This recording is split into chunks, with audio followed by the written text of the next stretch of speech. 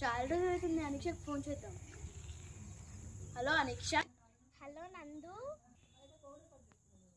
ఏం చేస్తున్నావు అనిక్ష? ఏం చేస్తలేను నందు. ఫ్రెండ్షిప్ పార్క్కి రా, కలుసుకుందాం.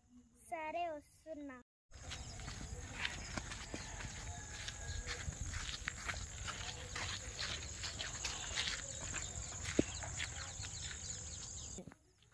హాయ్ నందు. హాయ్.